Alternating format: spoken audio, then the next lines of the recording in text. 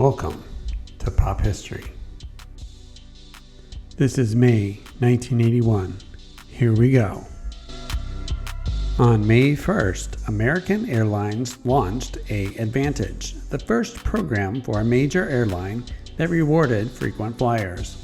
Increased competition caused companies like American to incentivize brand loyalty. The program offered credits based on miles traveled that could be banked and used for free travel, upgrades, or other services. Other airlines would soon follow with reward programs of their own.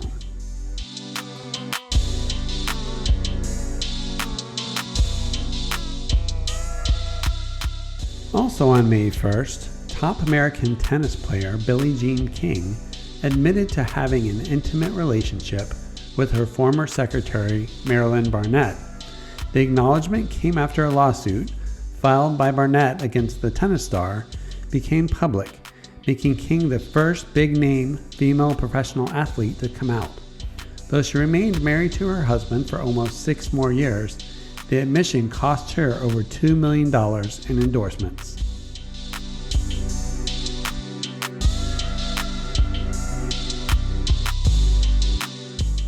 On May 6th, the design of 21-year-old Maya Ying Lin was chosen for a planned memorial to the Vietnam War to be built in Washington, D.C. Lin's plan, created as part of an assignment for her college architecture class, consisted of 2 black granite walls connected in a V shape whose ends pointed toward the Lincoln and Washington memorials. The names of those who died would be inscribed on each of the wall's panels in chronological order. The Vietnam Veterans Memorial Fund panel of judges selected her design out of the almost 1,500 designs it reviewed. Not everyone was happy with the choice, however, with some taking offense that the design was created by someone of Asian descent.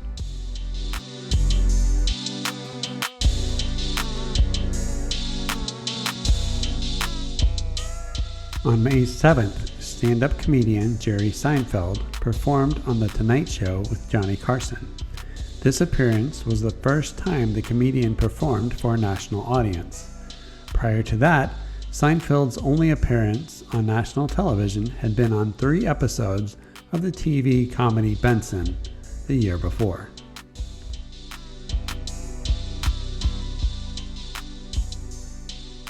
On May 11th, all those years ago, a single written by George Harrison and rearranged as a tribute to John Lennon was released in the United States. The song features former Beatles Paul McCartney, McCartney's wife Linda, and George Harrison singing vocals while Ringo Starr played the drums. In the song, Harrison references several songs written by Lennon, including A Hard Day's Night, All You Need Is Love, and Imagine. The song hit number 1 on the Billboard chart 2 months later and remained on the chart in various spots for 14 weeks. Many fans hoped this would lead to a Beatles reunion, but George dismissed the rumor, stating, "There will be no Beatles reunion as long as John stays dead."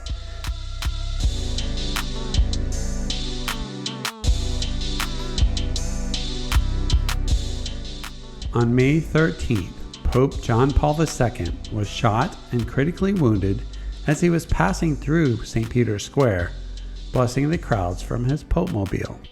His attacker, 23-year-old Mehmet Ali Adka, an escaped Turkish murderer, fired 4 shots. 3 of the bullets hit the 60-year-old leader of the Catholic Church, the most serious in the abdomen, just barely missing his vital organs. 2 other shots hit the Pope in his left hand and right arm. 2 women in the crowd were also injured. A crowd of bystanders subdued and detained Adka until he was arrested by police, as an ambulance carried the Pope to Gemelli Hospital in Rome, where he underwent more than 5 hours of surgery. 4 days after the shooting, the Pope addressed Catholics worldwide from his hospital bed, asking people to pray for his assailant and offering his forgiveness. 2 years later, the Pope would visit Adka in prison, again offering him forgiveness.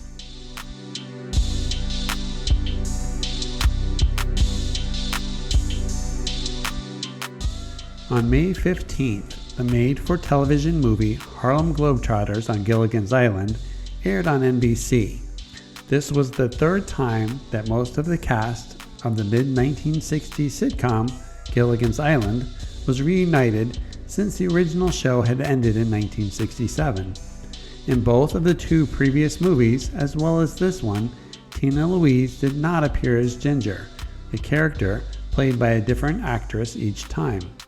Jim Backus, who was battling Parkinson's, only had a brief cameo in the sequel, and his character was replaced by Thurston Howell IV, the millionaire's son.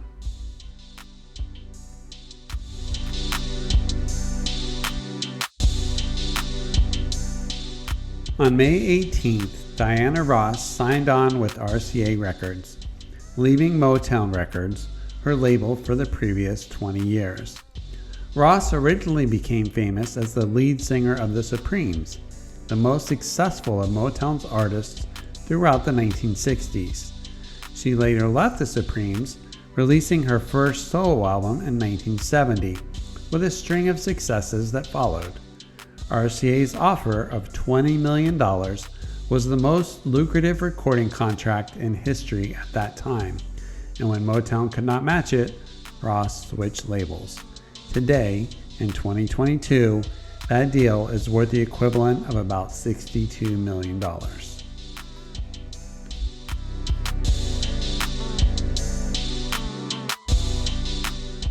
On May 25th, Memorial Day, rock climber Dan Goodwin, aka Spider Dan, climbed the Sears Tower in Chicago.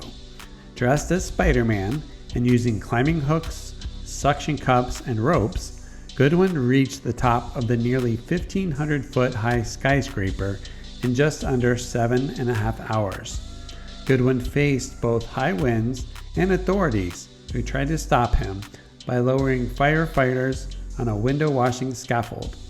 Undeterred, Goodwin moved around the obstacle, finishing his climb to the roof, 110 stories above the ground. He was met by police officers who promptly arrested him. Goodwin went on to climb other tall buildings, including the World Trade Center in New York, the John Hancock Building in Chicago, and the Millennium Tower in San Francisco.